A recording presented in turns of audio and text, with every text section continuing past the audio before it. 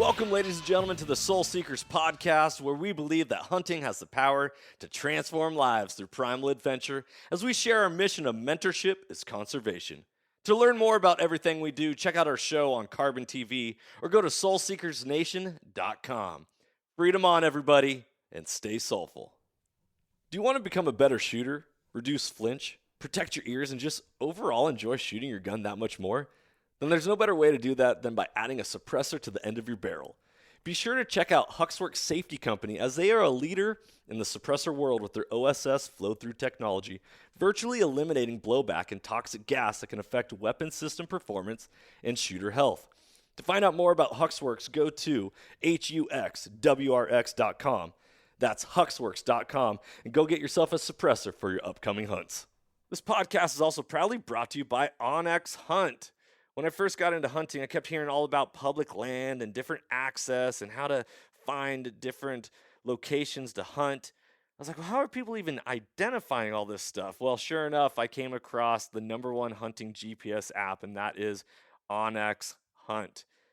If you guys want to get better at hunting and go deeper into your scouting, OnX Hunt is the number one GPS app for that. Join the millions of hunters who trust OnX Hunt to find more game, discover new access, and hunt smarter.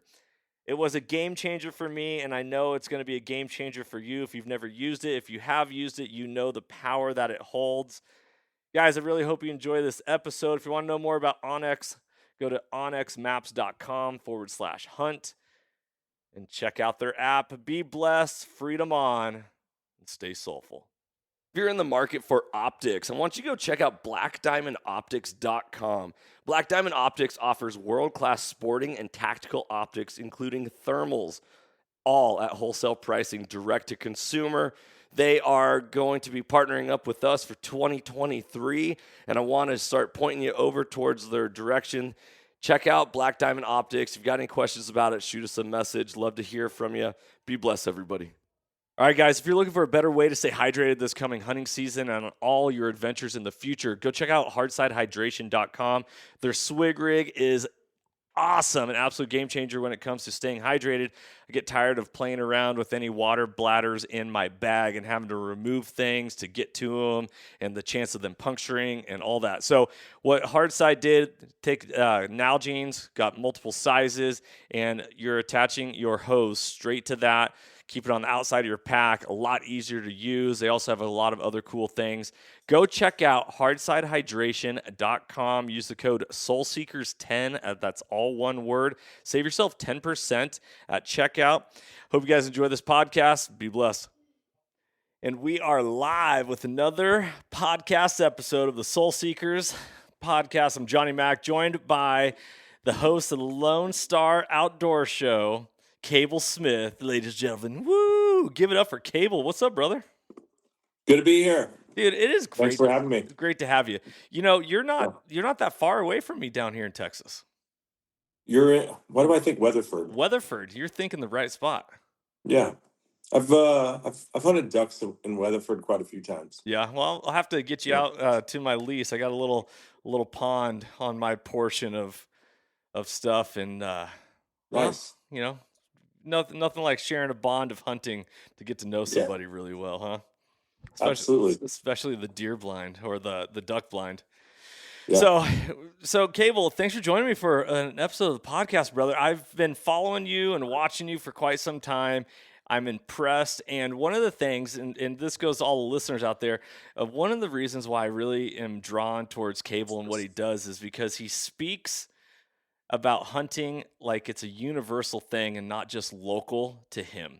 And if you've been following along with the last couple podcasts we've released with Hal and just talking about mentorship as conservation and defending hunting and redefining what trophy hunting is and all this stuff, I've found that, you know, I'm originally from the state of Washington. I moved my family down here a year ago, and it's very easy to be like, oh, I'm not in Washington anymore. That bear issue, spring bear issue is not my issue. You know, what's going on in Texas and the South and different things like that. And yet you are continually voicing your perspective and advocating for hunting. And I really want to acknowledge you for that. So well done. Well, I appreciate that. I guess I don't really know any other way to do it. Sometimes you tell the truth, and this isn't just in hunting, but in life in general. It seems like in society today, and people get their feelings hurt, but I don't really care. Like, if the truth offends you, like, you're living in la la land, and that's not my responsibility to cater to your perception of some warped reality that you choose to exist in. Right. So I don't know. I don't want to hurt people's feelings. That's never the goal. But at the end of the day, if your feelings get hurt and what I'm saying is true, then that's your problem. So, yeah, And I think that's one of your things is ownership in yeah, just life in general. Is so many people don't ever reflect on themselves and how they show up in the world and how life is actually just a reflection of us, right. right? Yeah. Oh So yeah. it's super fascinating. So tell me a little history for all the listeners who are coming from my show up in the Northwest and been like, all right, who's Cable? What is this Lone Star Mm. Outdoors? Like talk to me. Give me a little background on yourself. Yeah. So I'm from North Texas originally. Lived here my whole life. I don't see myself ever leaving Texas. Um, and I wanted to do sports talk radio. I got a degree in radio, TV, film, and a lot of people, it turns out, want to do sports talk radio. So I moved from like the Dallas area to small town East Texas, Texarkana, and took a job there and started at this radio station doing sports talk and high school play by play and all the things you have to do to work your way up in radio.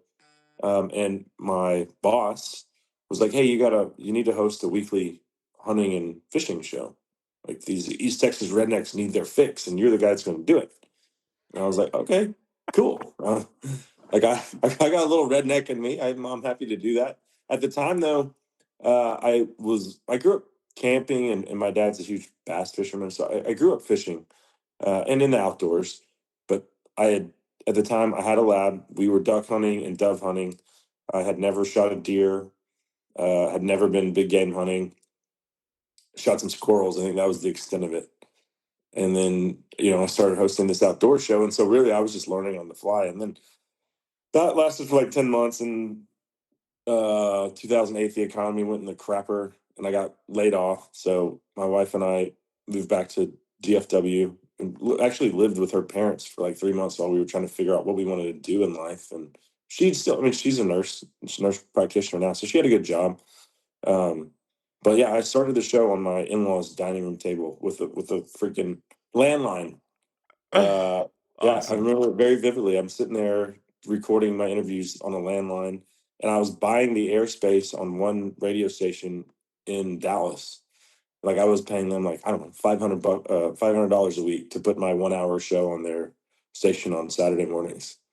And then they started, and I don't think I made a dime for like a year and a half. Like, my wife, God bless her, she's a saint.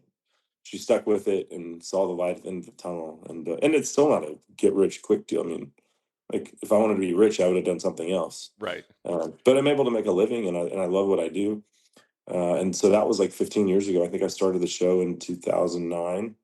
So November, what did that be? Yeah, it's like almost 15 years, 700 something episodes once a week, and so I shot a deer, like literally the first thing I did. I think I shot a deer like right away. I was like, okay, cool. I shot a deer. I don't know crap about it still. Like, somebody had to like help me gut it. Um, but that's 15 years ago, and I don't know how many deer I've shot now. Yeah, you've It's gone on a lot, a quite a lot of quite a deer. journey. So how old were you when you shot your first deer? Was it 23? Uh, yeah, I'm 42, so like 25, 26, somewhere in there. Yeah. Was Yeah. was firearm something in your family that you guys did? Oh, no, no, no, no. My dad, we never had guns. His dad was a crappie fisherman. He had a boat. My grandfather had a boat, and they would go to like Lake of the Pines. And um, my dad tells me stories like of them staying out all night and just getting eaten alive by mosquitoes. But my grandfather was like, "We got to catch more catfish for the church fish fry, so we're not done yet," or crappie or whatever. My dad's more like, he likes bass fishing. He likes trophy bass fishing. Um, but yeah, we never had guns in the house, and so I bought my first shotgun. I bought a Remington 870. I had to bartend probably for a couple of weeks to save up for that. But my my college buddies were like, "You have a lab. You're bringing your lab. We're going duck hunting." And I was like, "My lab hates fireworks. Just throwing that out there. I don't think he's gonna like gunshots. Like we've seen him retrieve. He's fine. He'll just bring him." I said, "Okay." So take the dog and my new shotgun, and I went and bought a hunting license and all these other things. Didn't know what the hell I was doing, and they weren't very good at duck hunting either. I mean, everyone was just shooting and missing. Ducks were coming in. We'd shoot. I had to tie the dog to the blind because he was so scared every time we shot. Like, and he weighed 100 pounds my first lap, and so like half the blind disappears with the dog because he's huge. Like, damn, this isn't going well. And then finally, somebody hit a duck, and I let Maverick off of his leash, and he went and got the duck. And then he brought it back, and he didn't deliver it to my hand. He dropped it at my feet, and I Yeah. was like, "Oh shit! Okay, if he's in." Like, and then from that day forward, if you picked up a shotgun, he just went and sat by the door and was like, "All right, let's go." And so I was hooked, and I'm like, and that's why I still love like, I certainly enjoy big game hunting. Been to Africa 6 times and have expanded my horizons significantly. Hmm. I'd say archery elk is probably my favorite thing, but that's probably because I only get to do it once a year since I'm from Texas and I don't have. I'm envious of the Western guys that have like a trailhead at their on their back porch. But um, yeah, if I had to pick, I would probably say hunting with a four-legged friend, whether that's quail or ducks or dove or pheasant or whatever. It's probably still my favorite. I just like watching the dogs work. That brings me so much joy.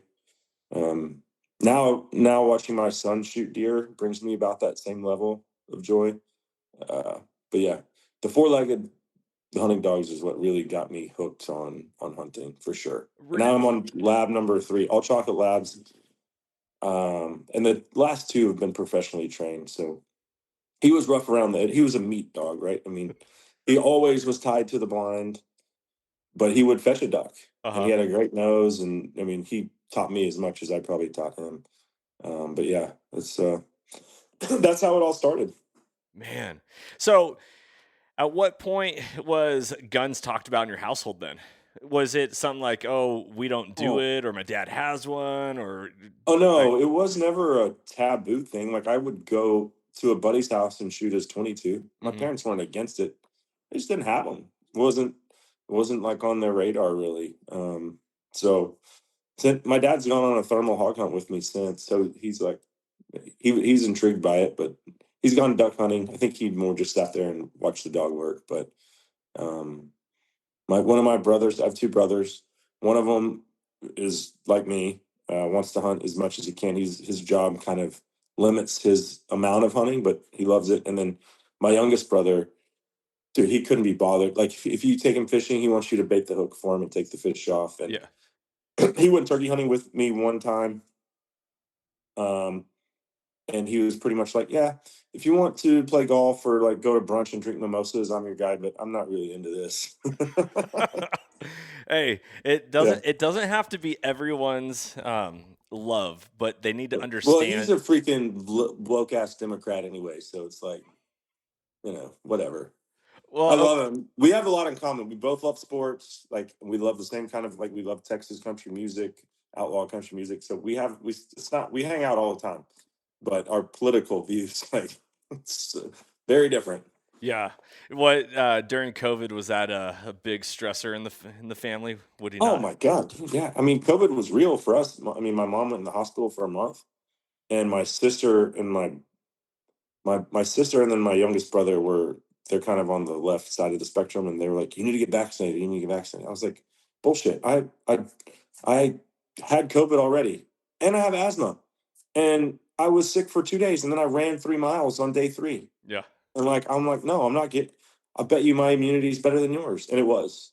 So like it was real, but my mom was not in the best health. Yeah. Um, so I don't know. And then but my well-cast brother, Chris, I love you, but you are what you are. Uh like I asked him when everyone was getting the boosters. I was like, "Are you and all your friends still doing that?" And he's like, "No, nobody does that anymore." And I was like, "Oh, see, I told you." if you believed in it, you'd still be doing it. Yeah. No, no. So I Yeah. think everyone realizes we were all duped by that. Yeah, there's a lot of duping going on. Hmm. My wife's a nurse, and I'm You probably had to get vaccinated. no, no, we stay pure blood in this household. My wife is vaccinated Yeah. because she is a nurse practitioner at Children's Hospital, Yeah. and she had to do it. And at the time, like really, at the time they just came out, and it was like frontline workers. You can get them. Nobody knew. Yeah. Like my wife's perfectly healthy, and then all of a sudden she had all this joint pain, and she went to a rheumatoid arthritis specialist, Uh-huh. and he was like, "What's?" He's like, "You don't have arthritis. And what's changed in your life?" And she's like, "Well, I got vaccinated." He's like, "So something changed." And then, so anyway, my wife's after that she's out on that. Like our kids don't even get flu shots now because I don't trust them. Yeah. Yeah. Yeah. So. No, I mean, so here's one of the things that I've learned through my journey into nature and hunting and this whole idea is like, Hmm. you know, I'm a believer and I believe that we're made in the image of God. Hmm. If God is supposed to be perfect and holy and ultimate and all that, and we're made in his image, then we also hold this ability that we are complete, right? Right. We have free Hmm. will, we get to choose one way or another, but Hundred ultimately, percent. like unless something comes and interjects in our life, then we're doing well. Like think back to Adam and Eve and in the Garden Hmm. of Eden, like just they just existed. They weren't having to worry about all the stuff. Sin entered, and all Yeah. sorts of different stuff happened. My cat. I'm also a Christian. I love Jesus. I sometimes swear, but I accepted Christ when I was 8. Was baptized. I got a cool photo. I was baptized in the Amazon River on a mission trip when I was 21. That's Yeah. awesome. Everyone was trying to pressure me to get baptized at church because I accepted Christ, and they're like, "You should get baptized. Make your public profession of faith." And I just never did it, and I'm glad I didn't because I got baptized in the Amazon. Right. Uh, yeah, that was a pretty cool experience. Um, I think that's one thing that has been a struggle, though. Like in my adult life, is we live in this secular world, and it's easy to get sucked up into it. And I did for a long time. I never turned away from my faith, but I was drinking and chasing women, and then you meet the right woman, and you're like, well, really need to put things back into perspective, and she helped me settle down. Um, and then you have kids, and it's like, well, my parents raised me a certain way. Like I grew up Baptist, and we were in church on Sunday morning, Sunday night, and then youth choir on Wednesday nights, and youth group, and like one of my favorite weeks every summer was youth camp, Yeah. and that was like one of the things I looked forward to the most. So we take the kids to church. We go to Methodist church now. My wife was Catholic. I was Baptist, so Methodist was like a good in between. But yeah, it's important to give them that same foundation. Yeah. So, but it's hard because hunting is, I say like feel as close to God in the woods as I do sitting in a church pew. Certainly, Yeah. I feel really connected to God in the woods, and sometimes not so much in a church pew. But hunting also is time consuming, and some Sundays I miss because I'm in the woods. And then some Sundays, here's the other thing: my kids are all playing club soccer, and like these leagues think it's appropriate to have games on Sunday mornings, which I think it isn't. But like if they're gonna do it, then like every other weekend, there's an 8:30 or 9:30 game on a Sunday morning. Like it's crap, So man. It's I was raised. My father was a school teacher and a coach and all that. mm, And he was talking about his very first year teaching and coaching. He taught and coached in a small town in eastern Washington, just west of Pullman, out in the Palouse. And he was coaching girls basketball at the time. And he had a Wednesday night practice, and he mhm. had parents just outraged on him. He's like, Yeah, no, you can't be doing practice on a Wednesday night. They need to be at mhm. church on Wednesday night. I And get it. I get and it. I was like, times have changed, my friend. What's up, Soul Seekers Nation? Thank you so much for listening to this podcast. I really appreciate it. As a reward, I have some discount codes for you to use if you are in the market for a brand new hunting pack. Go check out initialascent.com and Initial Ascent packs. They are made in America. Their one-piece carbon frame is an absolute game changer. We run their packs. We love them. And you can save 5% at checkout by using the code SOULSEEKERS. That's all one word. Also, for those of you who are archery hunters and you are tired of shooting at dots on a target, check out deadnutsoutdoors.com for their lifelike 2D archery targets. You can save 20% on all of their products by using the code SOULSEEKERS at checkout. Once again, the code is SOULSEEKERS, all one word. Go check out initialascent.com and Dead Nuts Outdoors. Enjoy the podcast. We're talking about times changing. I'm shifting gears here for a second. One of the things I've really come to understand within the last year on my journey of, we'll call it self-actualization or whatever, is like everything in this world is marketing. Oh, yeah. Everything. From that hat that you're wearing to the one that I'm wearing to your logo behind you to how we represent ourselves in public, the products we push, the products we buy, the entertainment that we watch. Everything is fighting for our attention in society. And my goal is to get people to unplug and get out into nature and at least start realizing that there's more to life than a computer screen or a TV screen or anything else in that regards. What I love about you is that you call out a lot of this stuff from my perspective of watching you and observing you. What's your take on all this? So specify yeah, let me explain a little. Specify exactly what you mean. I have a lot of takes on a lot of things. So. Everything is opinion based nowadays. Yeah. Right? Yeah. Like people speak about things like it's opinion. Like, for example, what the lady from the Tiger King, what was her? What's the cat lady in Florida? Carol Baskins. Carol Baskins. That was one gift COVID gave us. Everyone watched Tiger King. Right. Well, Carol Baskins is writing letters that are being published out in Colorado in regards to the cat hunting ban that they're trying to get through in the initiative process. Is it a Christian thing to say that I wish one of her tigers would eat her? Can you say that? I don't think you can say that as a Christian, but that's kind of how I feel. Like the world would be a better place if she wasn't in it.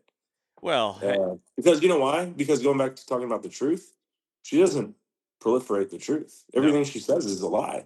Right. Yeah, I know where you're going with this. Colorado trying to pass the mountain lion and bobcat hunting ban, and she is on the front lines of that effort. So Colorado, I'm sure you've talked about it in detail, almost to nauseum. I know I have, but they are going to reintroduce wolves, and they let all the idiots that have smoked themselves retarded vote on that.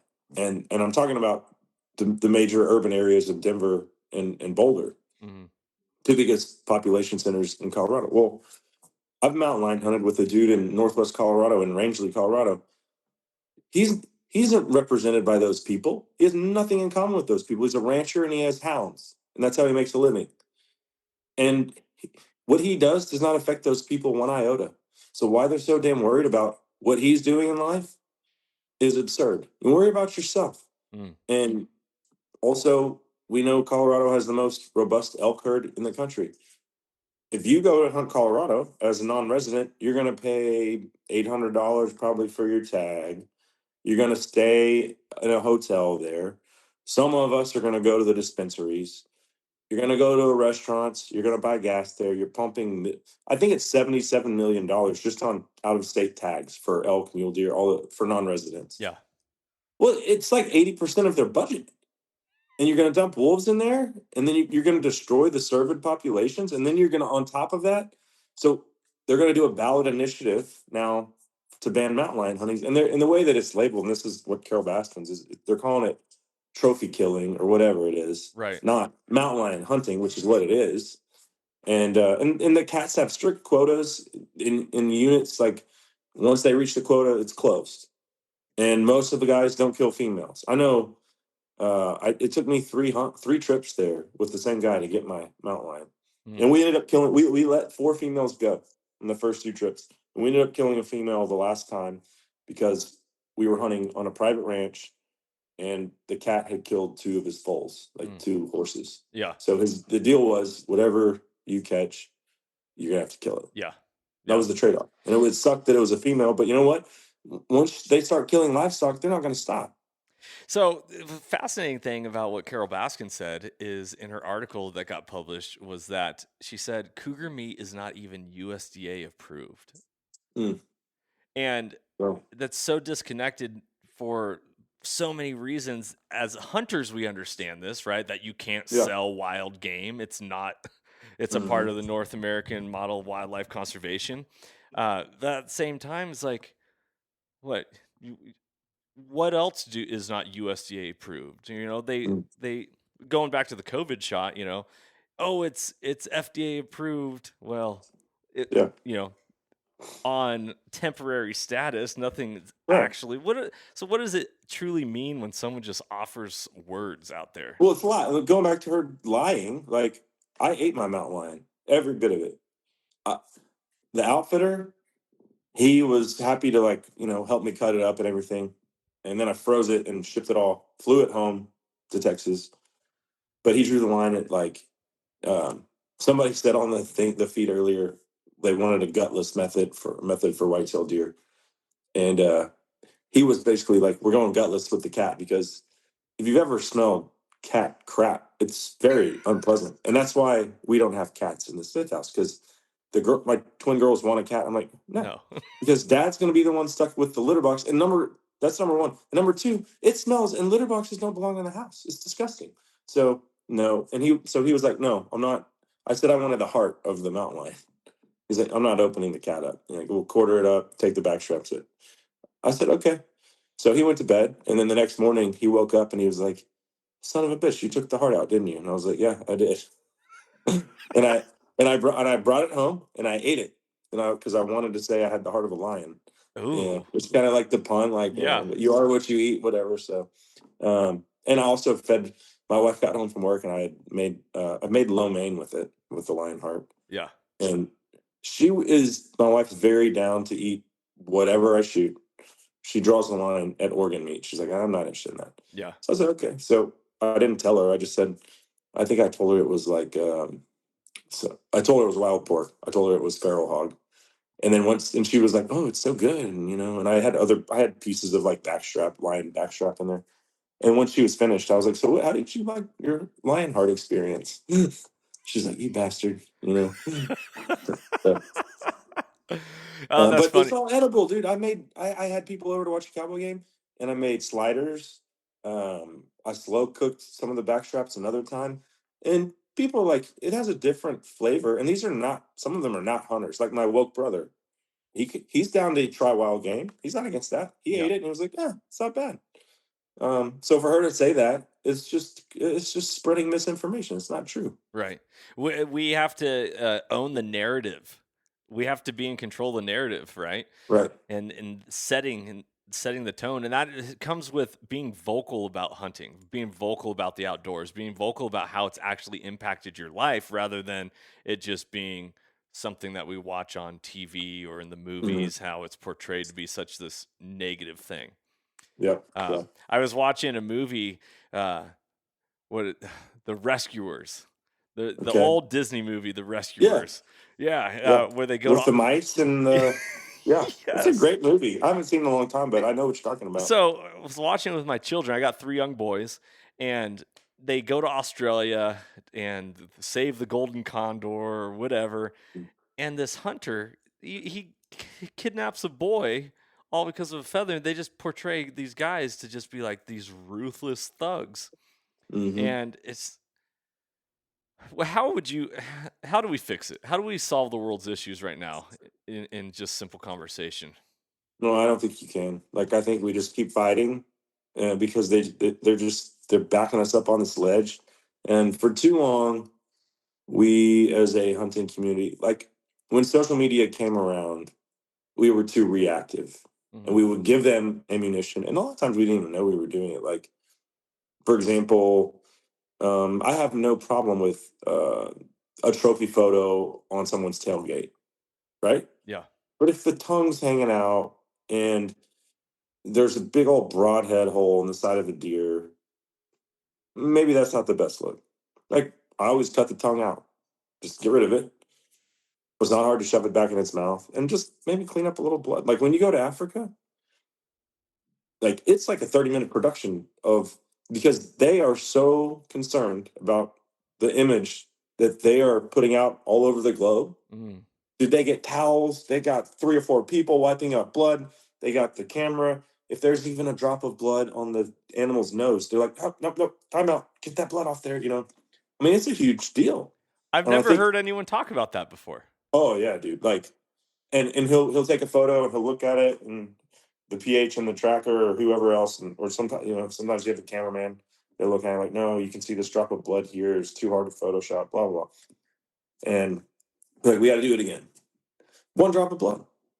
So it's a serious deal there. I mean, look at African trophy photos, and if you really look at them, you're not going to see. Oh, let's say over the last decade, you're not going to see any blood because that's making them money, and they don't want to give the antis, and it's not even the antis in their country; it's the antis in our country that are telling them what they can and can't do. It's modern day colonialism. It makes me so mad because these people, and God bless them, man, the trackers over there, they make a nice living. But that job exists because of hunting. Right. And like, if they lost that job, the line forms to the left. Somebody else wants to take it. And you see, like, I don't know. So I would say the hunting camp I'm in can have 8 hunters in camp. John X safaris that I go with, and there's probably 50 to 70 people on the staff there at all times. That, you know, from maintaining roads to running the backhoe to making sure the baboons haven't messed up the water lines or whatever it is, dude. I mean, the list is endless. But yeah, I mean, think so. If 50 or 60, let's just say 50 people conservatively are employed there, cooks, maids, laundry people, everything. They have a garden. There's a gardener. Um, plus their families. So 50 people plus their families. What is that? A couple hundred people that are employed by one hunting camp. Extrapolate that across not just South Africa, but the entire continent. Yeah. Where hunting's allowed. Yeah. Yeah, and they know that we're dictating what they can and can't do, which is absurd. And it's all from leftist politicians. It's fascinating. Code Red Yeah. Production, he goes, you can't win with fighting. You got to open the dialogue and discuss it with them. And instead of proving them wrong, you got to manipulate the conversation where they prove themselves wrong. Yeah, well, okay. It's like having a conversation with a leftist that, you know, says that a boy can be a girl. Right. Well, we all know that they can't, but they will tell you till they're blue in the face that they can. But then you're like, well, okay. And I had this conversation with my sister-in-law, and I was like, okay, so you believe that a man can be a woman? It's like, well, I just don't understand why it matters to you. I'm like, well, because I live in reality. And if at 18 years old, if at 18 years old you want to do that, I'm gonna support your right to do. I think it's stupid. I don't think it's gonna make you happy in the long run, but you have one life to live. This is America. You can do whatever the hell you want. Just do it.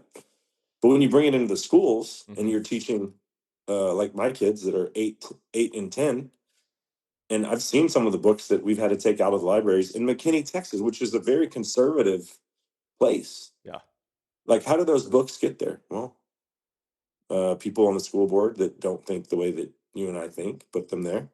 But so I told her, I said, if I tell you I'm African American, are you going to acknowledge that? And you're going to say, yes, you're black. And she's like, and it's crickets, right? Going back to what, do you have to tell them facts? Okay. So no, you're not going to acknowledge that I'm black. But you want me to acknowledge that this person that's born a man is now a woman. So I'm closer to being genetically black than that person will ever be to being the opposite sex. Right. So I'm not going to play the game. And then it's like, okay, well then they shut up. Like the person said, like there's no response because they know what's coming out of their mouth is absurd. Yeah. But it hurts their feelings if you know, that's going back to the feelings thing. Like, where do you draw the line of well, yeah, I don't want to hurt people's feelings. I don't want to be insensitive, but I'm going to raise my kids a certain way. Yeah.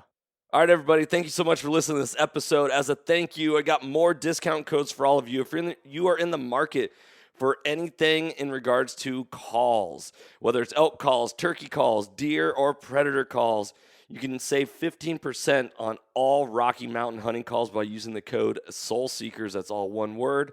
And if you're in the market for hard side hydration, a better way to hydrate, go check out hardsidehydration.com. Use the code SoulSeekers10 to save 10%.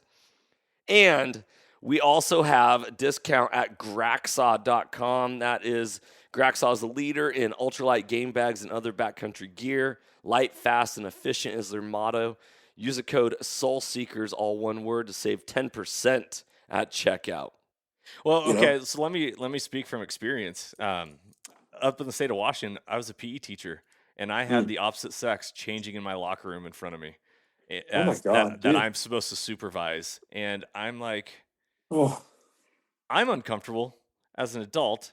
So this is a boy that, or a boy that says it's a girl, or a girl that says it's a boy. Yeah, I was supervising the boys' locker room.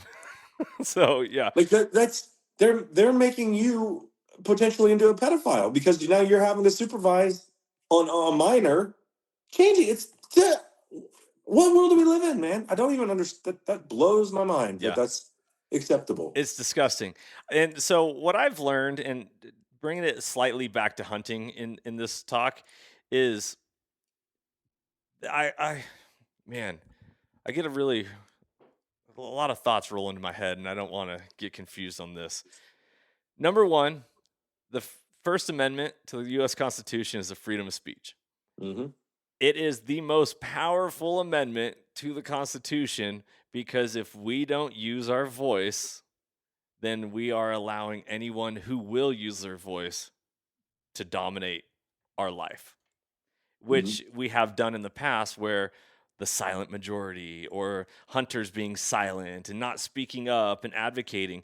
And people are reactionary. Yes, they're so afraid to speak. It's like, where's the courage in this country? Where's the courage in mankind? Where's the courage in the outdoor community? I don't see it. It makes me so mad. Why are the Western big game hunters, why are they always mum on politics? Is it because they're leftists? Or is it because they don't want to affect their bottom line? And maybe they're smarter than me, but and maybe they have more money in the bank than me, but I don't care. As a leader of my family, as a man that has testosterone coursing through my veins, thank God, I believe it is our duty to lead. And look at the kind of men that women want to date. It isn't just a soy drinking, yuppie. They don't want to date a feminine man. Nobody wants that. Like, look at it. Like, look at the dudes who can't get a woman. Well, a lot of them are gay. That's fine. But, women don't want that. They want, at the end of the day, they might say they want that. They want a man that's going to protect them. That's what a woman wants. And that's what, to be honest with you, that's what a woman deserves. Yeah. So, yeah, I think I have lost a lot of respect for people in the hunting community that won't take a stand for those two reasons. Either they are voting left, which how are you a hunter? How are you a conservationist if you vote against the Second Amendment, which funds conservation? Well, let's talk about this for a second. Second Amendment, I vote. That's my hard line. Like, I draw to the stand. Being from the West and this concept of public land hunting, public land hunting is a left-leaning concept that it is all ours. We share it. We own it. We run it. We take care of it. That is a more Democrat style thinking. Oh yeah, crack it, baby. No, it's sober October. This is non-alcoholic. Oh, hey, I'm joining you. I got my Whataburger koozie. This is my non-alcoholic beverage, hop water. Dude, I have some of those in the fridge. I tried one and I thought it tasted nasty, but I didn't try that flavor. Maybe it's good. Well, I tell you, I enjoy it. I'm a fan. Well, I think there's 3 flavors in the fridge. I've only tried one and then didn't like it, so I haven't gone back to it. Yeah. But I'll try that. I'll try it again. I'll give it a whirl. Give it a shot. Maybe Yeah. I'll bring some over when we get together sometime.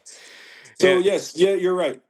Public land is a left-leaning idea, but I'm a diehard conservative, and that elk behind me, I shot on public land. That black bear behind me, I shot on public land. That elk right there, I shot on public land as well. You know, Wait, so show me again. Oh yeah, nice.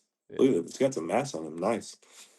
So you get a lot of these city people that are recruited into hunting through the concept of food, like the foodies, right? Where they're like, oh man, yeah, I'm organic. I want to, go down this road, and so you get them into hunting.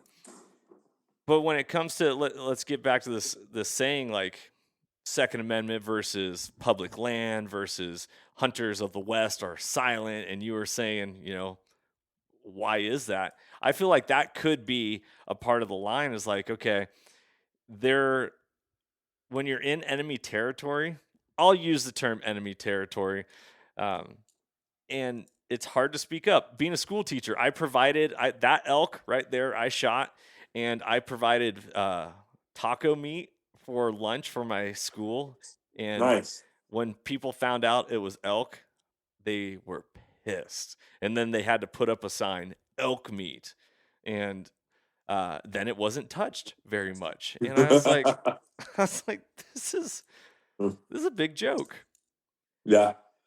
Well, I still look at it like this. So for a long time, let's say I've been doing this show 15 years. For the first 13 years of it, I really believed there's strength in numbers, and that the more hunters we have at the table, the stronger we are. I no longer believe that. I don't believe it. I believe that's stupid.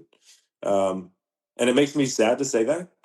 But if you tell me you're one of those new foodies, okay, and you've gotten into hunting and you've shot a doe or whatever, it doesn't matter what it is. Name the animal. It really doesn't matter. Insignificant on the details. But you've killed an animal and it's in your freezer. Okay, I want you to be on my team. And I, for a while, believed you were. But if you follow that up with, I'm a hunter, but the conversation's over. Yeah. I don't have anything else to say to you, because the next thing out of your mouth is, but I don't believe in trapping, or but I don't believe in predator hunting. Yeah. Well, then you're not on my team. And all you're doing now is watering down my gene pool of hunters. Yeah. And you're making it like the Colorado thing. Like, if they get 125,000 signatures on the petition, it will go to a ballot initiative. And they will let those same people that voted to reintroduce wolves ban mountain lion hunting. And I would bet you 90%, like that would be the percentage I would put on it, that it will pass. And that they will have banned mountain lion and bobcat hunting in Colorado on the November ballot. Like, that's the direction it's going. We can try to educate. Hopefully we can. Because the wolf thing passed by 51-49. Like, it barely passed. But they're tugging at people's emotions instead of giving them facts. Right. Like, well, and people are so lazy to consume something, only headlines are read, right? They're not diving into the story, the narrative, the details of it. So people just want instant gratification of knowledge or information, and they consume and like, oh, okay, and they make a judgment opinion based off of it. The interesting thing about Colorado, and I still want to get back to the foodie concept, because that's something I want to expand with you a whole lot more. But the interesting thing about Colorado is, if they win through initiative, then they have unlocked the door to dismantling hunting nationwide. Well, I think they already did with the wolf. I mean, they passed that. One of your followers just said they're doing the same thing with black bear in Washington State, which they banned their spring bear hunt. Like, they got rid of that. Yep. No science. So they're doing it through ballot initiative in Colorado. And you're right. That's like, well, here's the playbook to get rid of hunting. The other thing they do, though, is they stack the state game commissions, which is what happened in Washington State. Put a bunch of, first of all, you get a Democratic governor, Mhm. And then he starts putting on the people he wants on the game commission board. And of course, they're anti-hunting.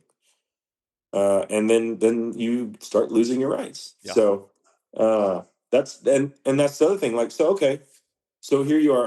I'm the new hunter on the block. I'm Cable, by the way. I'm trying to welcome you. You know, I'm glad you're here. But then, you know, you've just voted for the Democratic governor that just stacked the game commission with anti-hunters. Mm. Okay. So yeah, so you're not on my team. Like, and if the other thing is, I'm a hunter, but I don't think we should own AR-15s. Well, I got a big fat middle finger for you too. So, you know, like I So just went thermal hog hunting on Wednesday night. And you know what we did? We took out AR-15s and shot the crap out of like 15 pigs. And you know who thanked us? The farmers. right. Thank you. Yeah. Yeah. I find it words are powerful. This goes back to the whole First Amendment statement that I made. You know, like people need to practice using their voice. So anytime the conjunction but is used, whatever Mhm. you say in front of the word but doesn't matter. It's only what comes after but. So you're a father of 3 kids. You say, Mhm. "Hey Timmy, hey Bobby, hey Sue, I love you, but Mhm. you're whatever." It's like, Yeah. well, it doesn't There's no matter. catch, right? We need to use the word and, right? I love Mhm. you and you can do better. Not I love you, Right. but Right. you need to be doing better. It's So like, how do I, as someone that believes in the Second Amendment unequivocally, yeah. but also believes in public land, how do I suss those things out with these new hunters? Like, I guess the thing is try to educate them if they want to have the conversation. But at the end of the day, if you're still voting left, like you're voting against the things that you say you like. So Like, so hunting maybe just doesn't mean as much to you as transgendering kids. Maybe that's more important to you. so this is exactly my answer to that, and I love that you brought this up. It's a downfall in society, not just America. Well, I'm going to speak for America because I'm an American. I don't have a whole Right. lot of experience around the world. When I was raised, whether it was public education, my parents, people I interacted with, no one really sat me down and asked me, what do I want as an individual? Mm-hmm. And that is a very powerful statement and a very powerful thing to do for somebody. Because going back to that whole everything's marketing, everything's buying for our attention, looking like, oh, look at me, look at me, look at me. When really, we as humans, we inherently want something. What do we want? Right. And are we willing to actually go and get it? Because we always get what we want, right? Right. If you're hungry, you're gonna find food one way or another, whether you have considered it edible in the past or not edible. Like you're gonna always get what you want. So the question comes down to, what do you stand for? What do you Mm-hmm. want? If you are voting this way and that person that you voted for is going against the other thing that you're doing, what is more important to you as a human being, as a society? I work currently as a school teacher in what's called the DAEP. It's like the alternative school. We got metal detectors and kids with ankle monitors and Oh wow. Yeah. homework to jail and all this stuff. In this school, these kids need to learn life skills. Education is like, dude, no one like math is cool, yeah, but if I don't know how to make proper choices for my life so that I stay out of jail or stay out Right. of prison or don't do crimes, all this stuff, I need to understand what is it that's making me tick, because we always get what we want. So what is it that you want? Well, I want to be rich. Why do you want to be rich? What are you going to do to get rich? Are you going to do it a legal way, an illegal way? Are you going to actually invest into yourself? If Mm-hmm. people love to invest into all sorts of things, but they won't invest in themselves. Yeah. Oh Right. no, 100%. So Yeah, that's probably the best decision I ever made was investing in myself. Um, and that's how I got here. yeah. That and the stupid chocolate lab that, stubborn, but yeah, God bless him. Um, So yeah, I mean, that's really, but that's what's so great. What's still great about America is you still have the right and the ability to do that. Yeah. But I think there is that hard conversation that just has to take place with those new hunters, or I don't know. There are a lot of people in some very well-known outdoor television shows that don't think that you or I should own an AR-15. Yeah. I know. It's fascinating. Like, there are people. I'll throw this guy under the bus because I really don't care. The owner of Iron Will Broadheads. I don't know him from Adam. Don't know him. Maybe he's a great guy. I know what his wife posts on Facebook. I've seen her page. People brought it to my attention. Uh-huh. And you know what she thinks of people that vote for Trump? Scum of the That earth. we're racist morons. Yeah. That they need to save us from ourselves. That's the gist of her entire Facebook existence. Mm-hmm. And so I don't know how he votes, but I guarantee you, if my wife and I were voting on the opposite ends of that, she wouldn't be my wife. I would never have married her. So I'm led to believe he probably thinks the same way. So why are we giving these people money? Why are we as a hunting community making Iron Will the number one selling broadhead among, I don't know if they're the number one, but over the last few years, Right. they've like gone from nothing to everyone knows about them, and 3 broadheads are $100, and everyone's like, take my money, Hey, it's a great broadhead, Yeah. but I'm gonna spend it with someone else that I know doesn't think that way, Right. because it's kind of a slap in the face. Like, and Trump's an asshole. Like, that's his biggest problem. That's why he's alienated so many people. But you know what they've done? This witch hunt that no politician in the history of America has been persecuted like that, man. And I was like, you know what? I think I'd rather DeSantis because he's young and charismatic and he doesn't have the baggage that Trump has. But what they've done to that dude in the last 6 months, like, he's not even a president anymore, and they still are going after him every day. Right. I'm all in on Trump now. They've made me the biggest Trump apologist. Like, I don't have a MAGA hat. I never did. I just vote conservative. But I want Trump to win now. Yeah. Like, and I didn't before. But I'm like, no, screw it. Because if we don't stick it to them now, we never will. And I don't know. They'll probably steal the election anyway. But I hope that we have a fair election. Man, because we're talking about so much stuff. Is stealing elections, like, is the ballot initiative in Colorado going to be truthful then? Like, what's happening? I think they'll just get the vote anyway. Well, I mean, like, ultimately, does anyone believe Carrie Lake lost the Arizona governor election? I don't. No. Because the lady that oversaw the election was the lady running against her. What the hell kind of world do we live in where that's okay? Like, you should recuse yourself. Oh, I'm running against. The lady Sarah Hobbs wouldn't even debate her. Yeah. Like, Carrie Lake's playing to packed houses all over Arizona and rallies. And Sarah Hobbs is sitting in her basement being like, no, I don't want to debate her because she'll wipe the floor with me. Now I'm going to just change some election integrity things here and I'll be governor. Like, I didn't believe it at first, dude, but I don't think there's any other way to chalk that up. And I do believe people need to understand, like, the importance of dollar. And this goes to the fact that people believe money can just be invented and printed out of thin air, and that's what's getting us into this problem where our entire financial system is going to collapse because the Federal Reserve just can. Oh, Janet Yellen just said today, yeah, we can totally afford to finance 2 wars. What? You know what they should do? Any politician that bought war stocks leading up to before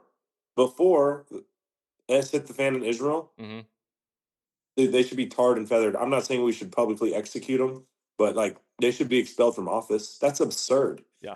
You're buying war bonds and stocks before the war even happens. So it's going down. And all of these politicians, and both sides, they're all horrible. Right. I've had Dan Crenshaw on my show before. Yeah.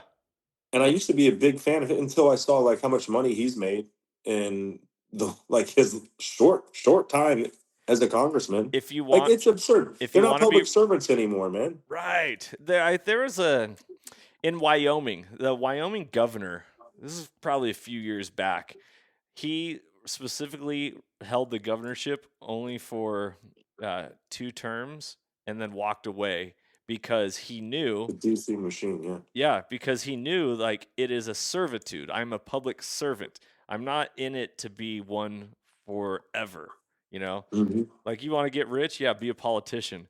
If you Oh, dude. it's sad. I Um, don't know that all of them go into it. I think more and more of them are looking at it as a way to get rich now, but I don't think it was always that way. yeah. Like, um, but both sides of the aisle have their hands dirty in this deal. Like Oh, 100%. Republicans, and no one's. That's not a bipartisan thing. It's both. They're all horrible, Right. and they don't care about you and I. Right. They don't care. In the hunting, do you remember your hunter safety course? Did you take one? Oh yeah, yeah. Did Actually, was the only ticket I ever got uh, in my hunting career was because I didn't have that hunter safety card on me, oh and it was Christmas Day, and my buddy and I were hunting another friend's farm. Well, they leased it out to a cattle rancher, and he had changed the locks. So the key or the combination to the lock that I had and had been using for years no longer worked. So we parked at the gate, hopped the fence, went in, shot. I mean, wonderful hunt. Christmas. It was an awesome Christmas. yeah. It was before I had kids when you could still do stuff on holidays like that. Right. But there was a lot of shooting going on, and so the neighbors saw our truck and they called the game warden. And he came out. He was mad because it was Christmas Day, and he was looking for a reason to give us a ticket. I mean, we had our 12 ducks, and we were all legal. And he asked, "What kind of ducks are these?" And that's a widgeon, that's a spoonie, that's a gadwall, whatever.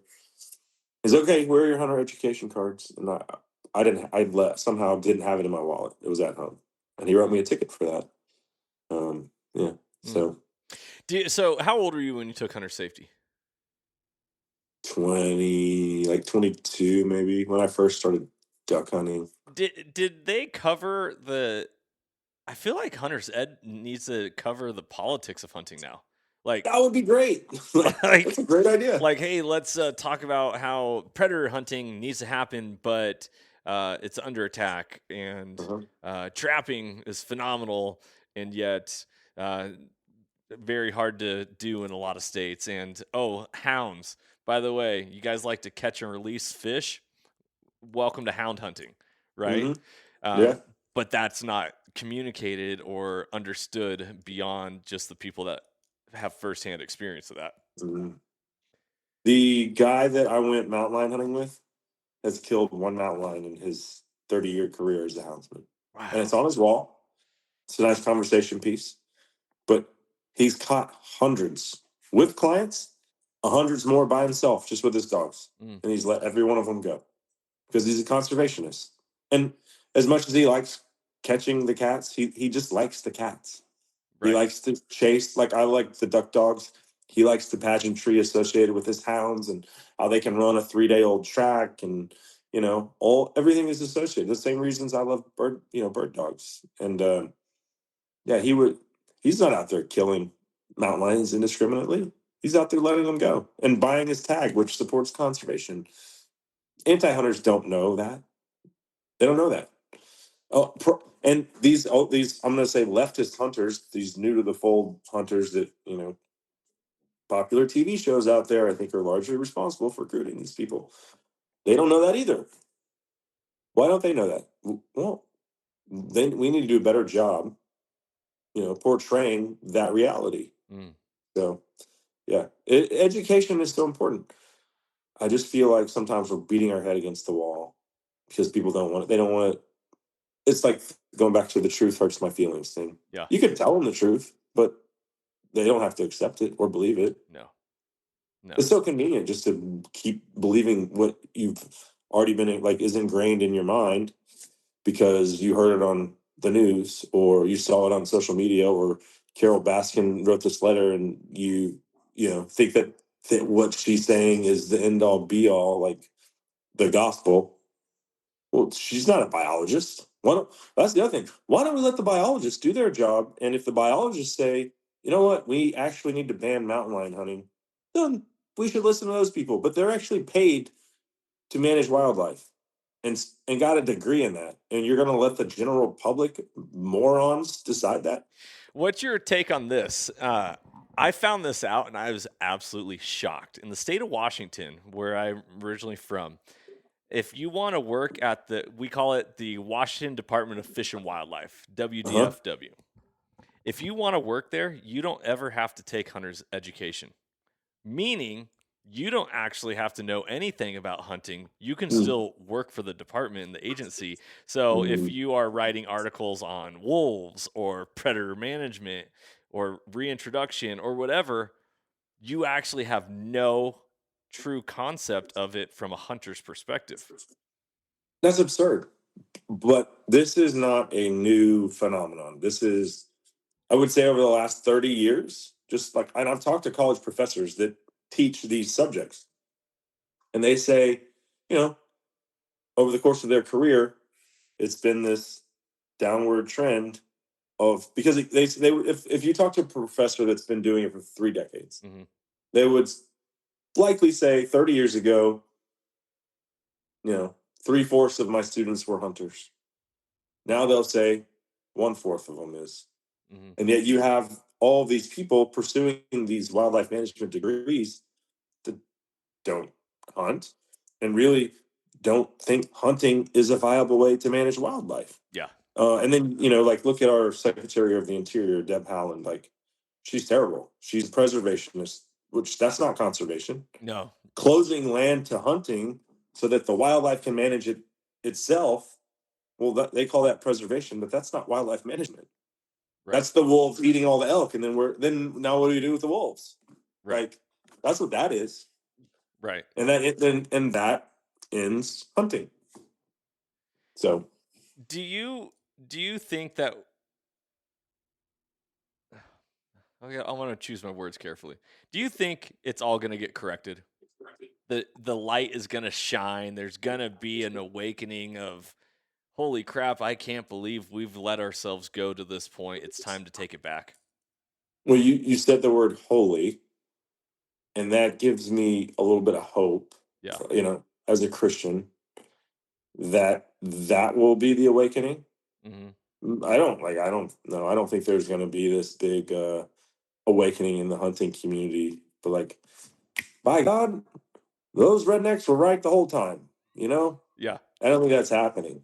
I think I have more hope that men of faith will stand up and be the leaders that we're called to be. Even if you're not a Christian, be a man. Like, masculinity is not toxic. Right. So Right. be the man that you're supposed to be. Speak the truth.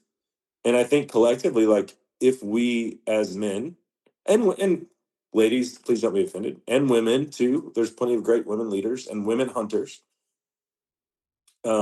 If we stand up, I think we can take this country back in the right direction. But there is, whether you're a Christian or not, you can look at the country that our parents grew up in, the country that you and I grew up in, and the country that our kids are growing up in. And it was good. It was okay. Probably still good. And now we've digressed to when I was a kid. Bye, mom and dad. It's summer. I'm gonna ride my bike around the neighborhood, and I'll see you when I see you. Right. You're locked out of the be house. home for Come back for before lunch. dark. Yeah. Dude, I wouldn't do that with my kids now. No. And we live in a pretty safe area. But there's it's all mental health. The society has degraded so far that people don't let their kids just have free run now anymore. Like, a kid can ride his bike to school, but there's hundreds of people out, and they're all looking out for each other in this community. I wouldn't turn them loose in the summer and just be like, see you at dark, 10-year-old son. Right. But my parents did that for me. Yeah. And no one thought twice about it because the world was safer back then. So I think we have to get back to that kind of society. Yeah. And I do have hope that we will, but I think we need to start locking up crazy people and not but like, get them help. maybe lock them up isn't the right term. Get them help. Mm-hmm. Because now we celebrate mental illness as like, oh, you're so courageous, like, no, you're mentally not right in the head. We need to get you some professional help. Yeah. Like, that's what you need. I come from a sports background, and Me too. yeah, there you go. We'll have to dive into that here soon. But Pete Carroll, he always said either you're coaching it this way or you're allowing it to happen. Mm-hmm. And so I like to take that statement and apply it to anything in life, right? So like defending hunting, either we're being coached to speak about hunting or not speak about hunting, or we're allowing it to happen.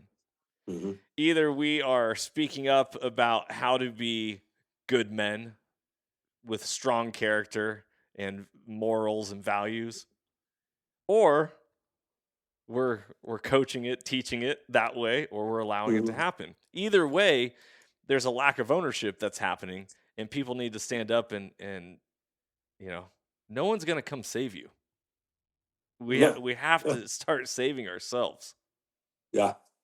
It really is.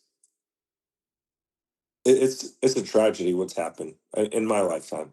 Yeah. The way that society has digressed, and look at when I was in high school. I didn't have guns in my truck, but there were kids that did. Mm-hmm. Nobody was worried about them shooting up the school. Everyone knew how they were raised. I grew up in Dallas, like a pretty urban area. I mean, think about a country kid that grew up in Terrell, Texas. Like, everyone had freaking guns in their trucks. Right. And kids weren't shooting up schools. And you didn't have to worry about that stuff. I was I think junior in high school when the Columbine shooting happened. And that was like the first big school shooting.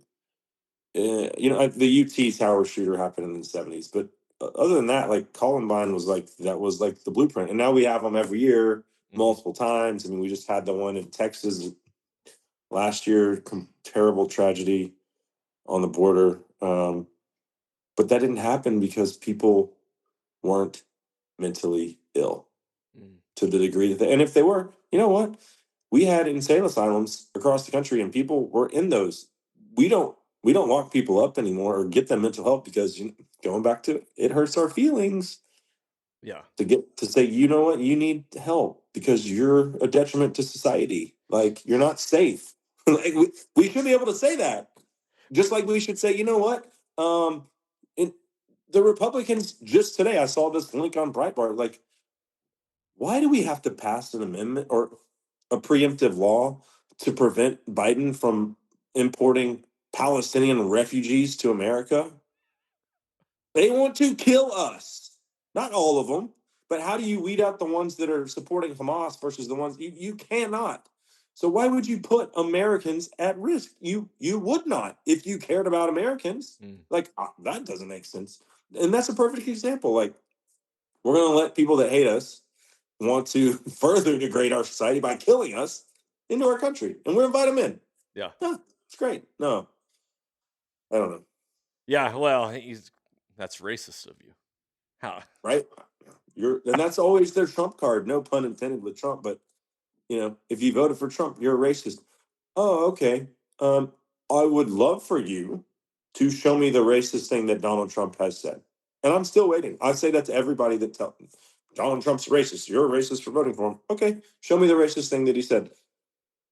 Yeah. And it's crickets going back to, no, he never said anything racist. You know, he tried to put up a wall to secure the border. Look, I mean, you live in Texas. Look at the mess that we're in now.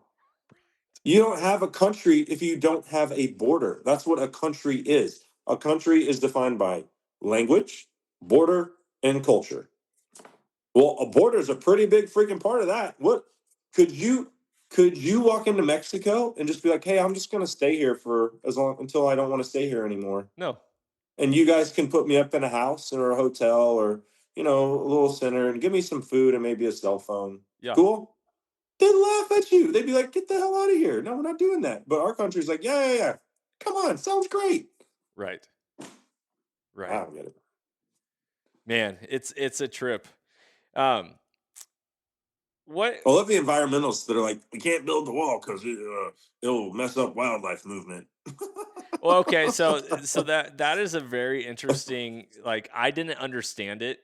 Now, I've only been a hunter within this decade, so Uh-huh. uh, everything is newer to me. So when I was thinking about animal wildlife and all that, I was like, okay, how does this work, right? hmm Um, what did you hear about that, or what's your thought? What's your take? My thought is it's asinine. You know what the animal will do? They'll just get to the wall and they'll turn around and go back the way they came and they'll find something to eat there because it's the same on that side as it is on this side. It's the dumbest thing. Oh, but give me a break, man. Are we talking about endangered species here? Is there some extinct, endangered wolf that I'm not aware of that, is going to have his migration pattern cut in half if we build a wall to protect our country? No, there's not. It's absurd on every level. It's and it's those same people. It's this one filmmaker who I'm legally not allowed to mention his name, and he's not allowed to mention my name because we got sideways in this thing, and then attorneys were sending letters and blah blah blah. But anyway, he's the founder of Texans for Mountain Lions. If anyone wants to connect the dots there, but yeah, he's that was his whole thing in this in one of his films was can't build the border because it's going to mess up wildlife migration movements. We're not talking about Wyoming or Montana, dude, with migrating herds of elk and mule deer. We're talking about the freaking desert. Like, there's not a lot of wildlife out there, and the ones that coyotes, they can't survive if we build the wall. And I'm not talking about the Mexican coyotes that are bringing over illegals. I'm talking about just like the four-legged ones, like the other ones can just they come across anyway. But yeah, I don't. It's it's misinformation. It's BS. It tugs at people's heartstrings. Like, and again, dude, I'm a conservationist to the core, but I value people more than I value wildlife, and that's another big thing that how could that hurt someone's feelings for you to say that to them? You know what? I love all wildlife. It's literally what I do for a living is talk about hunting and conserving wildlife. Yeah. I love wildlife. I actually, my dad and I, as a kid, like I said, he was a bass fisherman. So what we did was we bird watched a lot. It Uh-huh. sounds like kind of lame now, but I still love it, dude. I mean, I love watching birds, and I could tell you, I could identify birds that blow your mind. It's Yeah. kind of this like stupid human trick that I had. But yeah, I mean, these people just they don't understand that about hunters. Like we are the biggest conservationists, and they don't accept that reality. And you could say to a non-hunter, well, okay, what, how are you financially contributing to conservation? Mm, And again, crickets because they're not. right. They're not. Like we are every day. Every day we live it. We buy a hunting license. You buy ammo. You buy tackle to go fishing. All that stuff goes back into conservation. Everything. You know, it doesn't go back into conservation. Stuff that's sold at REI, and I used Mm. to work at REI before I was a hunter, and I actually killed my very first bear wearing Birkenstocks. Um, that's a story. Nice. That's a story in itself, brother. And that's shot it in front of a yoga instructor and her two male students from Seattle, 9 miles into the backcountry. That's a dude. Like, I have some experiences I'd love to share for people that actually like. Okay, how do we talk about this with non-hunters or any of hmm this? Anyways, What did a yoga instructor say when you shot a bear? Or they were obviously there on the hunt with you. Dude, went. I was new to hunting. I used to backpack every August, and I Uh-huh. was a high school football coach. And so, in the state of Washington, football starts August 16th. First 2 weeks of August, I was always in the woods doing Pacific Crest Trail, Wonderland Trail around Mount Rainier, just backpacking and fishing, and kind of just learning life. I was also scared to death of bears in the woods. So it's ironic that my very first big game animal was a black bear that I killed Uh-huh. because I realized I was like, I need to hunt. I want to be a hunter. I'm on this journey of self-reliance, grit, courage, determination, like every character trait that you want to throw out there that is highly desired. That was what I was in search of. And so I never had wild game. prior to becoming a hunter, I just knew I wanted to hunt. And so I was like, well, bear season is open before football starts. I guess I'm a bear hunter. so, Awesome. I took off on this hike 9 miles in the backcountry because as being a new hunter, it was always like, get away from crowds, get away from crowds. You know, further you go, the more you'll get away from people. Well, there's something for that. Yeah, right. Until you Something reach the separate. other side of the of the wilderness area, and people are starting to come in from that side. So I'm up there, and all of a sudden I hear ruff, ruff, ruff. I'm like, what? There's a dog all the way back up here, and sure enough, these 3 people come hiking in, and I'm like, they're not carrying large backpacks. Like, what's going on here? Because 9 miles. Think about this for a day hike. Yeah. That's an 18-mile day hike. Round trip. Yeah. Right. That's a long ways to go. So, we're in camo. They come up like, oh, what are you guys doing? Like, oh, we're hunting. Oh, what are you hunting? We're hunting black bears. You're hunting black bears? There's bears here? Oh my God. I was like, yeah, there are. I didn't know you could hunt black bears. What are you gonna do with it? Like, oh well, we're gonna eat it. We're gonna pack it out, and we're gonna, Oh wow. Okay. I was like, yeah. All right. Well, thanks for being here. Like, Yeah. like I was new to hunting. I didn't really understand how to speak about it. Here I am with my very first interaction with, I'm assuming, non-hunters, anti-hunters.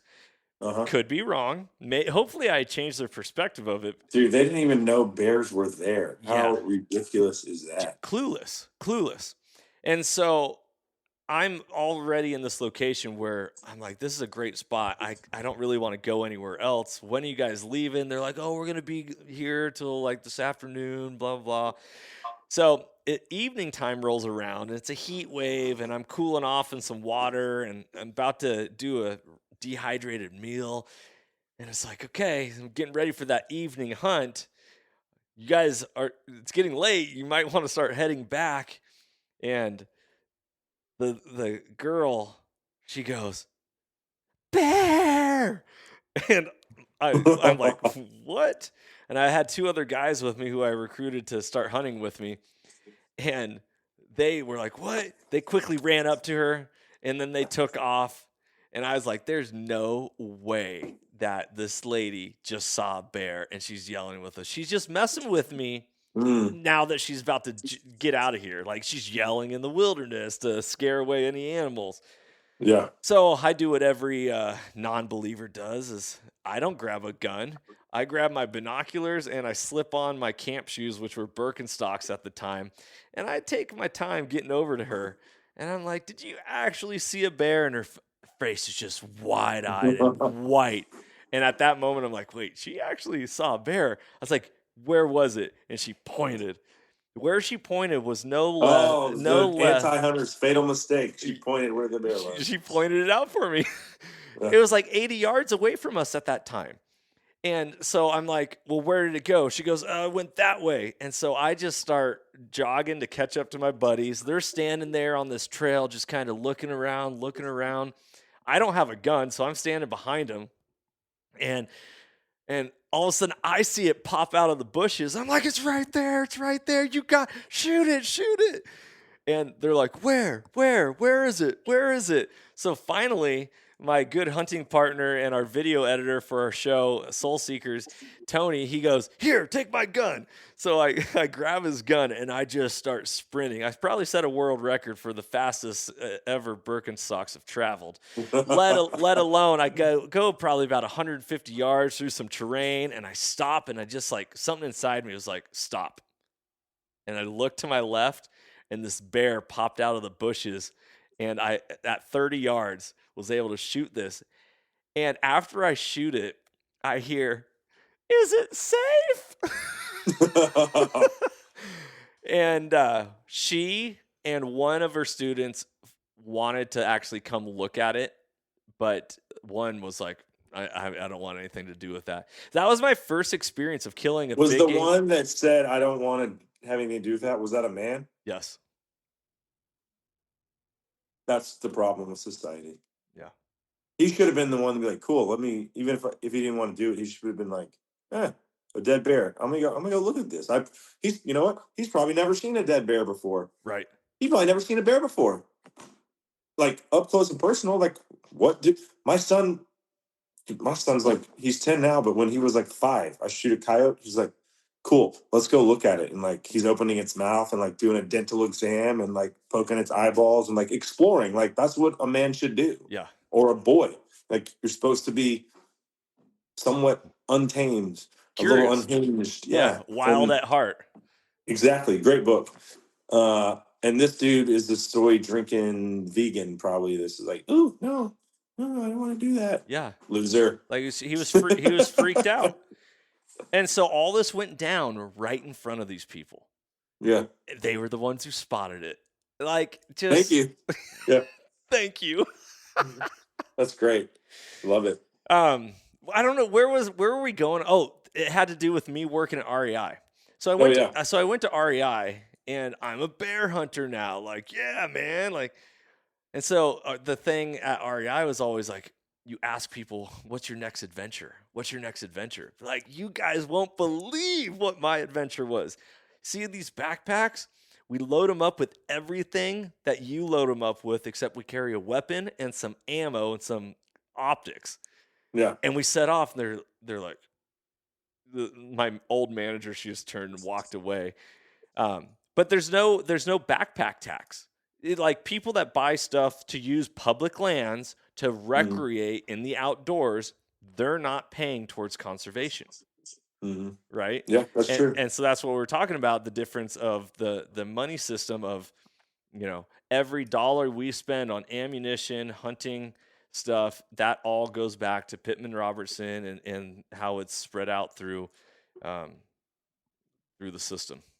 So I think as a conservative, there is work to do as far as letting our politicians know, like, hey, public land's important. Mm-hmm. And I think that is the conversation we can have, and I think we can make headway there. I think we have historically. Yeah. I don't think you're gonna talk to a Democratic politician and be like, let's sit down and talk about the Second Amendment. They're gonna be like, no, because even if I believe what you're saying, my party will eat me alive if I agree with what you're saying. And therefore, it's a long-term position, right? It's somebody who's concerned. They're concerned about their career rather than doing it for the good of the people. They got to get rich while they're in office, so yeah. Dude. So I promise you, half of those Democrats think that it's ridiculous that we have this conversation about the Second Amendment. Half of them, right? But their own party will throw them to the wolves if they even so much as open their mouth about it and be like, the Republicans are really right about the Second Amendment. No. Right. But I think we can have the conversation about public land. Like, I've had Ted Cruz on my show a couple times, and that was the biggest thing that I argued with him about, was like, Senator, like, you and Mike Lee are really good friends, and he's in Utah and you're here, and y'all really kind of don't seem to value public lands. And we had a conversation about it, but he wasn't real receptive, because his take was, well, everyone in Texas can just get a deer lease. Because it is 98% privately owned. I'm like, yeah, deer leases are expensive. And, it is weird, though, because Texas isn't all of a sudden just going to have a bunch of public land. Like, we're not going to have that. So it's really a Western thing. But I don't see like Montana right now has a conservative governor. I don't see Montanans, like, I don't see the politicians in Montana just trying to take away the public land. They're conservative. Right. Like, I don't know. The fascinating thing, that's ignorance on his part, by the way. So yeah, I like Ted Cruz, but it's one of those deals where if you agree with 60% of what a politician stands for, then that's who you're going to vote for, because the alternative is Beto, who wants to take away my guns. Like, I mean, like, there's only two choices. The ballot said Ted Cruz or Beto O'Rourke. One of them wears a shirt that says, don't mess with trans kids. and wants to take away my guns. And the other one, we have some work to do on public land and the value that, I believe exists there. Right. It's a pretty easy choice. Yeah. It's it can be lunacy. What's your take on public land? Like being somebody who's killed Yeah. animals on public land, but being from Texas, like this Western hunting's phenomenal just in what it Oh, yeah. is. I spent 12 days in New Mexico in September chasing elk on public land. Do you- I shot this canvasback. Where is he? He's over here. I shot this canvasback right there on a public lake in Texas.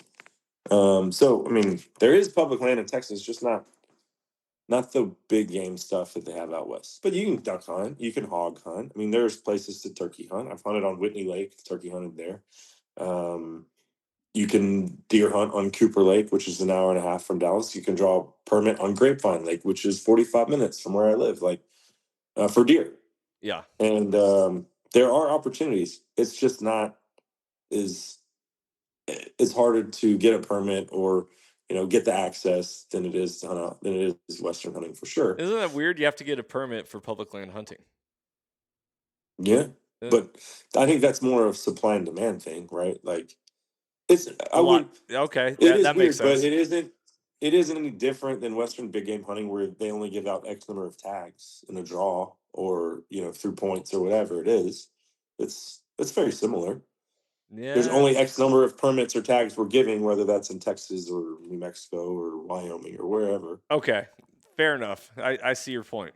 I see your Yeah. point. But then there's lakes like Ray Roberts where I cut my teeth duck hunting, where there's no permit system. Just show up and go hunt. Like, Yeah. um, I mean, some other states that are like Arkansas or some places in Kentucky, even Tennessee. You show up, and if you're not there by 2 a.m. at the boat ramp, like you're not getting a blind because the blinds are already they're set, and you're going to get one of the set blinds for your hunting party. And if you're late, if the blinds are all spoken for, you don't get to hunt. Yeah. Like I don't know that I really like that, No. but No. so I love to answer your question. I love public land. It's necessary, and I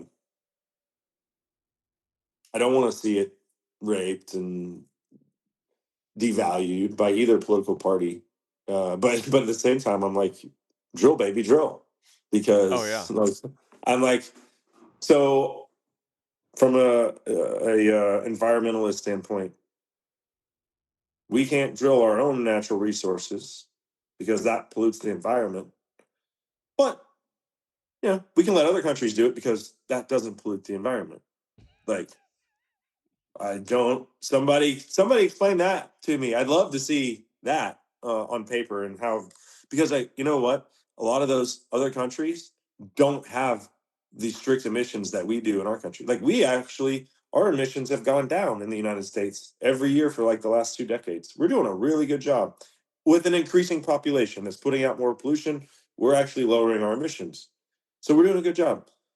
But instead we want to let countries that really don't give a crap about any kind of emission standards Mm-hmm. do our bidding for us. Yeah. That makes it. No, you know what it is? It looks good for a politician to say, we're going to protect the environment here and not drill. Okay, but I mean, who cares about India or China or the Middle East? I mean, it doesn't matter. Like, So let me ask out of you. mind, out of sight. So I'm going to tell you something, and you tell me what you think of it. We're taught in society to not speak about money, religion, and politics. I like to talk about all of them. And those three things are the driving factor of how we live our lives. Oh, for sure. And hunting, as much as people want to ignore it, that it's not a political thing, I think I know dude. firsthand that it is, like, at the basis of it, political, because if life, liberty, and the pursuit of happiness, and I don't have the ability to pursue happiness or provide life sustaining food for my family, then you're interfering with my ability to hunt and to recreate and everything else. Mhm. Do you think we're discrediting hunting by not making it more of a political issue? I think that's maybe the best thing that you've brought up today, and the answer is yes, because it is a political issue for all of those things that we've outlined.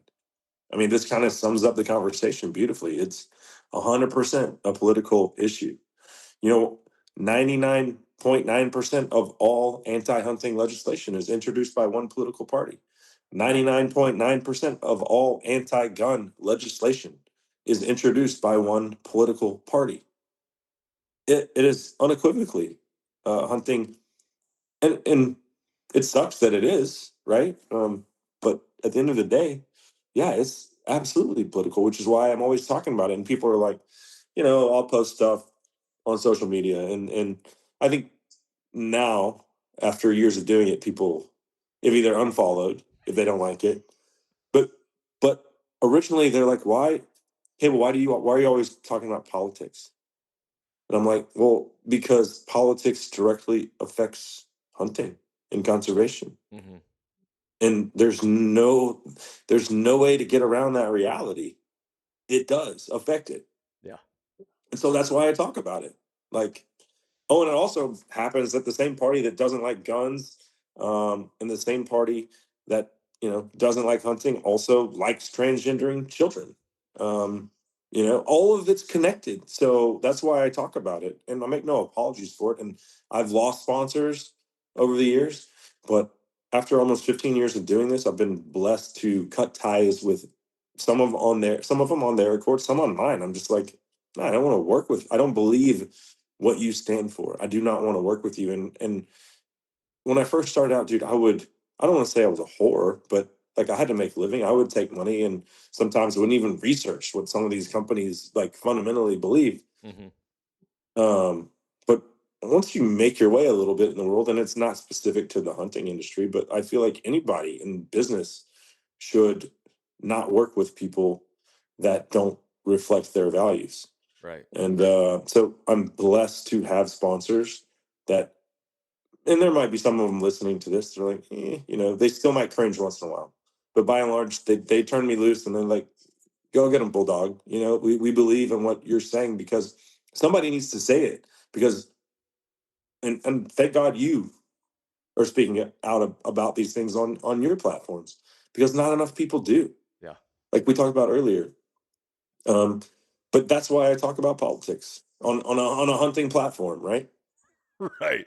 So taboo. How dare I you? wish I didn't have to, but that's the world we live in. I created a graphic that got pushed around a little bit on social media. I'm not sure if you saw it or not. I'm going to read it to you. And I took it from World War II and Dr.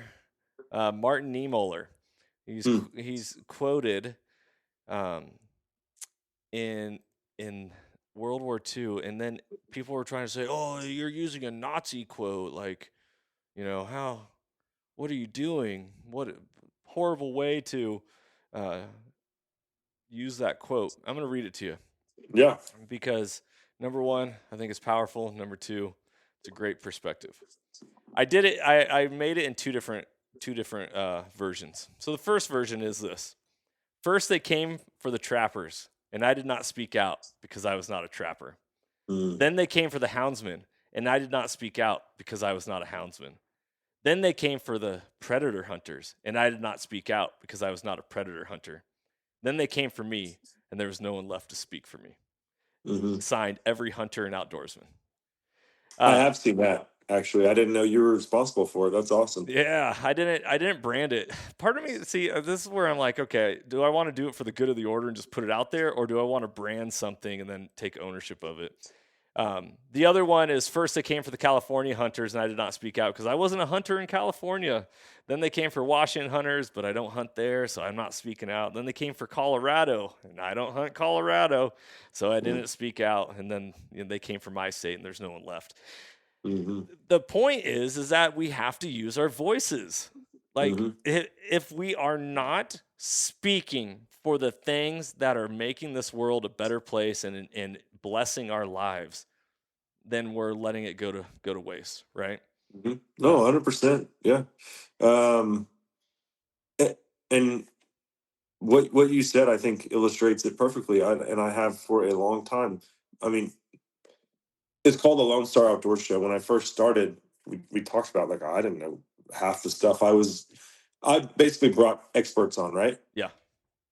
To educate me and the audience at the same time. There's things now that I'm very good at. I'm probably not really an expert.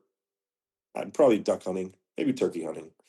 Other than that, I don't really feel confident in saying this is the gospel on white-tailed deer, or certainly elk. You know, I go every year. Mhm. I've learned a lot. I've killed some elk, but there are people that know infinitely more about elk behavior and elk hunting than I ever will. But so you get those experts on, and I think we all can learn from other people. I think it's vanity to think that you know everything. I think we all learn every day. Yeah. But I've always said, what happens in another state is important, because there's a trickle down effect. Like, so going back to that ballot initiative, so they found a playbook, they found the recipe in Colorado. Who's to say they can't do that in your state? Right. But wait, now there's no one left for me. And I feel like a lot of, and I even saw this response, and I still do see this response. Well, why do I care about what's going on in California? F those liberals, they lost it a long time ago. They did it to Why do I? themselves. Yeah, well, and there's some truth to that. But why do I care about what's happening in Colorado? I'm a Texas deer hunter. Okay. Well, do you have mountain lions in Texas? Yeah. You have do you have trappers in Texas? Yeah, yeah, yeah. Okay. Do you like predator hunting? Yeah, yeah, yeah. I like all those things. Okay. Well, that's why you should care, because when they see success in one state, they can do it in your state. Right. To think that you're so protected, and Texans are certainly a proud lot. We are, and we should be. But that's naive to think that they aren't going to come after our rights in Texas, or in Montana or Wyoming, because they will. Right. And so that's why you need to pay attention to I would say pay attention to all the anti-hunting legislation that you can educate yourself on. Because going, how many times have we said in this conversation, education is key. Yeah. Like, whether we're educating non-hunters or anti-hunters, or the I'm a hunter but crowd, or what we haven't really talked about is educating ourselves. Mm. Like, I would say, you know, become a member of Sportsman's Alliance. Subscribe to Howl for Wildlife social media channels. Yep. Become a member of SCI. I mean, those are the big three. Ducks Unlimited. But those three, Howl, SCI, and Sportsman's Alliance, I think are doing incredible work as far as keeping tabs on anti-hunting, anti-trapping, anti-gun, anti-dog owning. That's not like they'll come after. Okay, we know we can't ban hound hunting in Montana, but we could do? Maybe we could get a bill passed that says you can't own more than 6 dogs staked out in your yard, or something to that effect. Right. Okay, well, that essentially kills hound hunting, because they've got 30 dogs staked out Yeah. in their yard. Yep. So, it's important to keep tabs, and that's why those becoming a member, or at least following along with what those organizations are putting out, is so important. In the state of Washington, this was probably 2 years ago, maybe 3 years Mhm. ago. There was I don't know if it was an initiative or it was a House bill that was attacking the ability to use dogs for hunting, because what they did is they equated human senses to animal senses, and human pain is animal pain. So if you wouldn't jump in that freezing cold lake in the middle of Yeah. December with nothing on, then how dare you put your dog in it, because that dog is suffering and all Well, that. you want my dog or my son? Because he's going next. Because I'm not going. Right. I'm just Well, kidding. But some states would probably yeah. take your son. They They value, would. You know why? Because they value animal life over over human human life. life. Yeah. Right? They'd be like, yeah, put your son in there, you redneck. Your son deserves to die. Yeah. Right. Right. So it is it's fascinating. Brother, You know how much I love my dog? She fell through the ice on a duck hunt in Oklahoma, and I thought I was being super careful.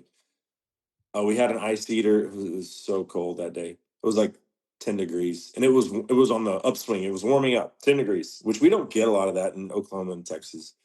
Um, but we were sitting in the blind, and any duck that landed on the ice, I just didn't send her. We were going to get a fishing pole and just cast like a treble hook out and drag those ducks back.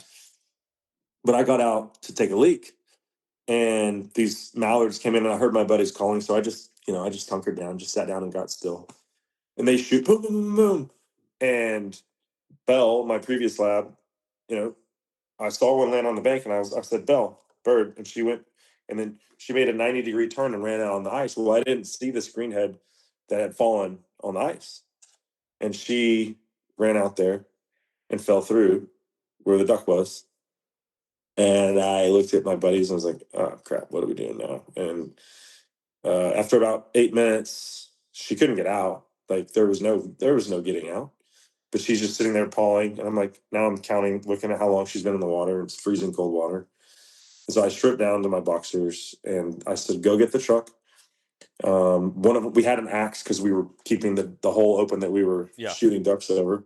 So I took the axe out there, and I was breaking the ice, and I was pushing the ice underneath the existing ice, and I made it out to her. And now I'm like waiting, treading water with the axe, and she's fine. She's like, thanks, Dad. She swims by me and goes out to the bank, and she's literally okay.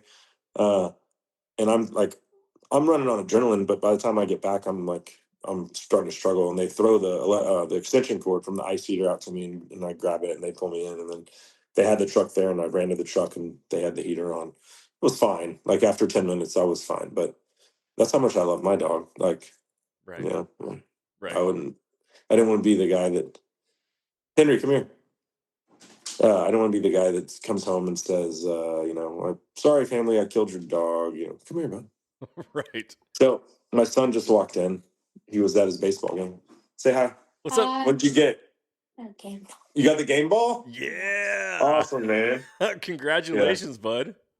Sorry I missed your game, bud. Thank you. I love you. I'm proud of you. I can't wait to hear about it. Yeah. He's Awesome. killed 4 deer. He's 10 years old. So, yeah, he's so cool. He likes it. Yeah. So cool. I'm excited for Youth Weekend here. In 2 weeks? I'm taking my boys out. My second son, he is turning 7 this Saturday, and awesome. He's like, Dad, are you going to take me out for Youth Weekend? I'm like, you betcha, son. Awesome. It's going to be a good time.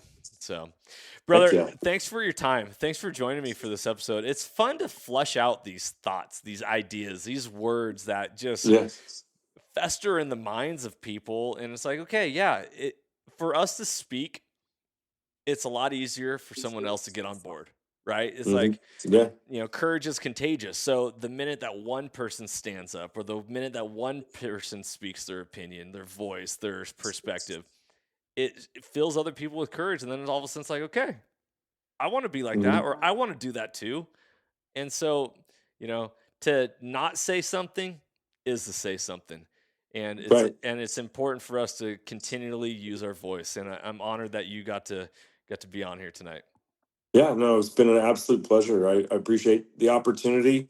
And I think, I said there's not strength in numbers anymore. Like there is if we speak up, and I think that's the key to the strength in numbers is, we have to speak the truth, and we have to explain why that matters. Mm-hmm. So, thanks. I think it was great to wade through some of that stuff and vocalize it, and hopefully some of your listeners will be receptive to that, and maybe your listeners already know that, but maybe they could send a link to someone that's like, I'm a hunter, but I don't like this, and then they can maybe listen to this and say, okay, that makes sense, so no, I love it.